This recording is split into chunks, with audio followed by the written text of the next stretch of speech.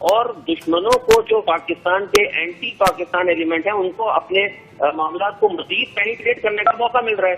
ابھی میں آپ کو بتاؤں کہ آج صبح میری بات ہو رہی تھی G20 کے جو کچھ ہیں جو تھنک ٹینکر ہیں وہ یہ کہہ رہے تھے کہ جناب مودی صاحب نے خصوصی طور پر ایک یہ پلان طے کیا ہے کہ وہ G20 کے موقع کے اوپر ڈسکس کریں گے چائنیز پریزیڈنٹ کے ساتھ کہ بھائی پاکستان کی آپ حالات دیکھیں, لوگ سڑکوں پہ نکلے ہوئے ہیں, وہاں پہ کوئی اکاؤنٹیبلٹی نہیں ہے, حکومت ٹوٹل ناکام ہے, دہشت گردی ہے, آپ کہاں جا رہے ہیں اتنی بڑی آپ کو انویسٹمنٹ لے کے. تو یہ سوال ہی پیدا ہوتا ہے یہ تو ٹوٹل اگینسٹ پاکستان کام ہو رہا ہے, یہ نواز شریف صاحب کو دیکھنا چاہیے. لیکن مجھے لگتا ہے جیسے کہ ابھی اجمل وزیر صاحب کہہ رہے تھے اور رؤف صاحب نے بھی کہا کہ ان کو تو بالکل ایسا محسوس ہوتا ہے کہ یہ انہوں نے ڈیسائیڈ کر لیا ہے کہ ہم نے انہوں نے پاکستان کا بیڑا غرق کرنا ہے, انہوں نے ستیاناش کرنا ہے. کیونکہ یہ جو باتیں جو میں آپ کو بتا رہا ہوں یہ تو اس کے لیے کسی قسم کی کوئی راکٹ سائنس کی ضرورت نہیں ہے. بٹ سر آپ نے ایک دفعہ مینشن بھی کیا تھا کہ انہوں نے تو بڑے امریکہ کو اور بھارتی وزیر اعظم کو بھی بڑی یقین دہانیاں کرائی رکھی ہیں, تو پھر کس بات کے پریشرز, اور ساتھ ساتھ آپ کو لگتا ہے پیناما لیکس کا معاملہ جس نے پوری دنیا میں ہلچل مچایا وہ نواز شریف صاحب کے تختے کے لیے کافی خطرناک ثابت ہو سکتا ہے؟ پھر آپ کہتے ہیں کہ جی یہ جو آپ نے بات کی نا پاکستان بڑی ترقی کر رہا ہے, مجھے ذرا یہ نواز شریف صاحب کے نواز شریف صاحب کہہ رہے ہیں مجھے پاکستان کی ذرا ترقی بتا دیں. میں نے آپ کو پہلے کہا کہ 73 ارب ڈالر آپ لے چکے ہو. اچھا آپ بڑے خوش ہو رہے ہو, قرضے پہ قرضہ آ رہے, اچھا پھر سی پیک کا ٹھیک ہے بہت بڑا پاکستان کی خوشحالی کا, لیکن اس میں بھی تو قرض ہے. یہ رؤف حسن صاحب ذرا مجھے بتائے, یہ اکانومسٹ ہے, ان کو چیزوں کا پتہ ہے, اس میں بھی تو قرض ہے. قرض پہ قرض پاکستان کے اوپر چڑھا رہے ہو, یہ خوشحالی. اور ایک لاہور شہر آپ کو نظر آ رہا ہے.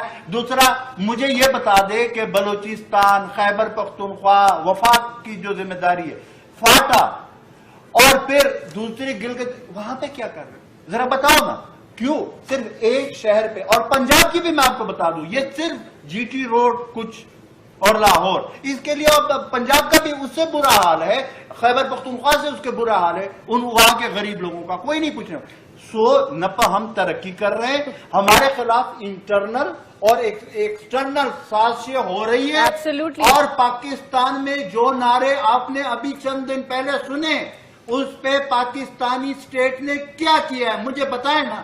اور آپ نے اس پہ بھی کچھ نہیں کرنا, تو اس کا مطلب یہ کہ جو باہر کے ہمارے دشمن ہیں اور اندر ہمارے دشمن ہیں دے آر آن سیم. اور رانا صاحب کہہ رہے ہیں کہ جی کشمیر کے الیکشنز میں جواب مل گیا مودی صاحب کا. فیصل محمد صاحب, یہ جو ایکسٹرنل انٹرنل پریشرز کی ہم جو بار بار بات کر رہے ہیں, امریکہ, بھارت, افغانستان سے ہمارے تعلقات اوبویسلی کشیدگی کا شکار ہیں. اب امریکہ ہماری وضاحتیں نہیں ایکسیپٹ کرتا جب ہم بولتے ہیں ہم نے اتنی قربانیاں دی ہیں. اب نواز شریف صاحب اس پورے سیناریو میں do you think that he will sell through the storm, طوفان سے نکل آئیں گے باہر؟ دیکھیے جی میں آپ کو بتاؤں کہ اصل میں جیسے پہلے میں نے کہا تھا کہ یہ دوہرا معیار ہے. دیکھیے ابھی رانا ثناء اللہ صاحب فرما رہے تھے کہ ہم نے مودی کو جواب دے دیا. کہاں انہوں نے جواب دے دیا؟ خدا جانے یہ کن لوگوں کو بیوقوف بناتے ہیں. میں عالمی مصالحت کار ہوں, مجھے یہ بات پتہ لگ رہی ہے, آفیشلی بیک چینل سے پتہ لگ رہی ہے کہ وہاں مودی کو یہ پیغام دے رہے ہیں کہ آپ جناب ہماری حکومت کو مضبوط کریں, ہم آپ کو آگے جا کے اگلے اگر انتخابات میں ہم آ جاتے تو ہم آپ کو موسٹ فیوریٹ مشن بنائیں گے. اور میں آج صبح کی بات بتا رہا ہوں, مجھے آج صبح وزارت خارجہ افغانستان کے ذریعے جو بیک چینل میں ہماری میڈیشن ہوتی ہے وہاں پتہ لگا کہ انہوں نے سینیٹر عثمان کاکڑ کو بھیجا ہے.